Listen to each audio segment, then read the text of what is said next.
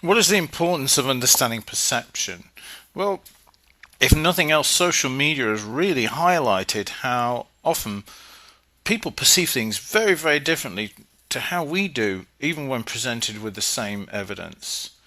And recently, particularly in the political arena, we've seen very large gulf between the conservatives and the liberals and how they view things. Even to the point of in 2016, 2017, the creation of fact checking agencies, because it would seem that facts and truth were getting buried and disputed, and people were arguing exact opposite interpretations of the very same evidence, to the point where this divided families, it divided groups of friends, it caused all sorts of outcry and cries of conspiracy theories and everything.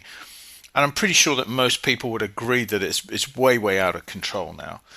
The press, the people who do research facts and do have, generally speaking, the experience and the resources are now being questioned, now being, the mainstream media is hugely under attack, being labelled as being political. So it would be fair to say, in my view, there's a huge war on about facts and truth. And although people will glibly assign that you or I will interpret something because of a political leaning, because we want to do it that way, I really don't see that as the truth. Many people are very, very, very passionately committed to how they see things and how they perceive them, and they really do believe their perception is truthful. It would be probably fair to say that some people deliberately spin things in the political arena, but it's also very fair to say a lot of people are extraordinarily committed to what they see, and that they really, really do see the truth, and they can't see why other people don't don't view it the same way. The most common thing I come across is people ask me, how can my friend see things that way? It just doesn't fit the evidence. And great deal of frustration, families being broken up over it, particularly since the election and the very hot political arena in the US.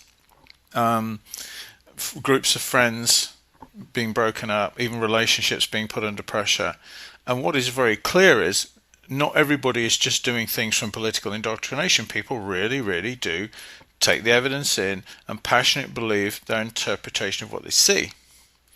So the reason I feel this book is a now type of audiobook is because of this context of where we are in time, and also because of a very important aspect in this whole arena of perception and manipulation, propaganda, which is social media. Social media has some really, really, really unique aspects which make it an ideal medium for convincing people of things, to be able to spin them, to be able to get them to believe propaganda.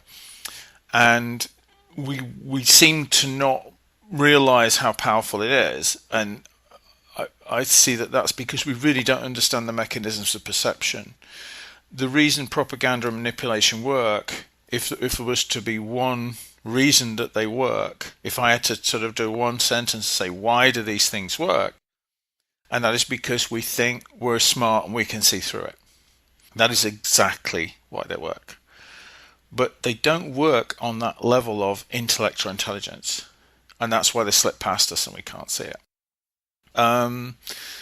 It's often said everyone views things from the context of their own experience. Well, that's actually not true.